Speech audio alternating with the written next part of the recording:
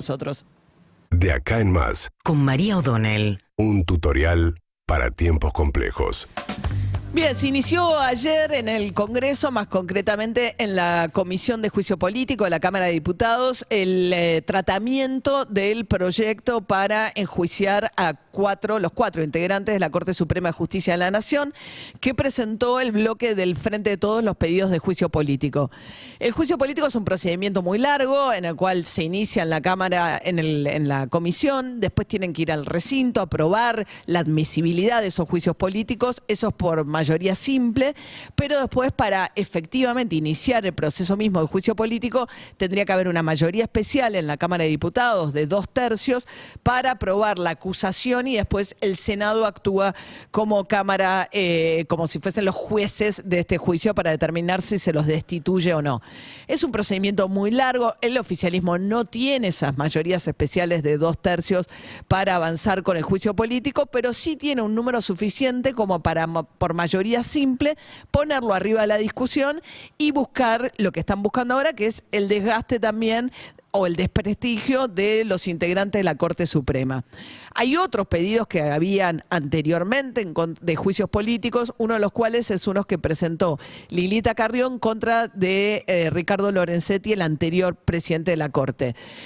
La coalición cívica dijo que en ese caso puntual ellos van a acompañar el pedido de juicio político a Lorenzetti, pero con relación a Maqueda, a Rosati y a Rosenkrantz, hay unanimidad en la oposición de que lo que plantean es que esto es un avasallamiento del Poder Judicial y que tiene que ver después del fallo de la Corte Suprema, donde le dio la razón a Rodríguez Larreta por el tema de la coparticipación. Dicen que es una forma de no aceptar ese fallo, que es un circo, que el gobierno no acepta la división de poderes y no acepta el sistema republicano y que por esto reacciona con este pedido de juicio político. A ver, el gobierno sabe perfectamente que el juicio político no tiene los 2/3. ¿Por qué toma la decisión de igualmente poner esto? Que además le genera un costo importante en términos de las leyes, el tratamiento de todo el resto de las leyes queda supeditado a esto. ¿Por qué? Porque la oposición dijo que no van a tratar el resto del temario en la medida en que esté presente este procedimiento, que es extenso, porque ahora van a empezar a discutir quiénes van a ser los testigos. Cada una de las partes, oposición y oficialismo, van a convocar a distintos testigos. ¿Qué pasa si un testigo se niega a declarar? Por ejemplo, el Frente de Todos obviamente quiere que vaya Silvio Robles, mano derecha de Rosati, a declarar. ¿Por qué? Por los diálogos que tuvo a través de los chats hackeados, que así se conocieron, con el ministro de Seguridad, ahora en uso de licencia, de Rodríguez Larreta.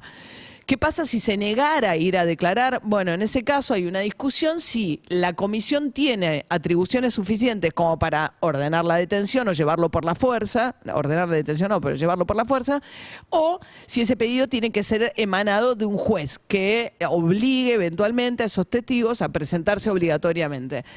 Esto lo que hace es complicar muchísimo, además, el clima político que hay en el Congreso, que ya venía, ¿se acuerdan que la última sesión terminó un escándalo con Cecilia Moró, la presidenta de la Cámara, que se le fue totalmente las manos la sesión, que ella misma terminó metida en la discusión, con Cristian Ritondo haciendo unos gestos muy soeces en el medio del recinto? La cuestión es que ese clima impide el tratamiento de leyes en las que son importantes. Ahora ya salió la ley de presupuesto, pero normalmente en años electorales el Congreso prácticamente no sesiona. En este clima mucho menos, influye mucho la enorme paridad que hay. No se entiende, la verdad, y además hay algo que agrava bastante este cuadro y que pasa muy inadvertido, porque en el Congreso dicen, bueno, el kirchnerismo ataca esto, lo otro. Es cierto que la que está muy enojada es Cristina Fernández de Kirchner con la Corte Suprema, fundamentalmente el kirchnerismo, furiosos con todo lo que tuvo que ver con la discusión sobre cómo se conforma el Consejo de la Magistratura, enorme frustración de Cristina Kirchner que al cabo de estos van a ser, 4 años de un gobierno en el cual ella es vicepresidenta, no logró cambiar ninguna de las cosas que pretendió cambiar de la justicia, pero lo que hubo además siempre fue un desacuerdo enorme entre Alberto y Cristina respecto de qué hacer con la justicia. No pudieron aprobar el pliego del jefe de los fiscales porque no se pusieron de acuerdo en la figura que propuso Alberto Fernández, que era Rafecas.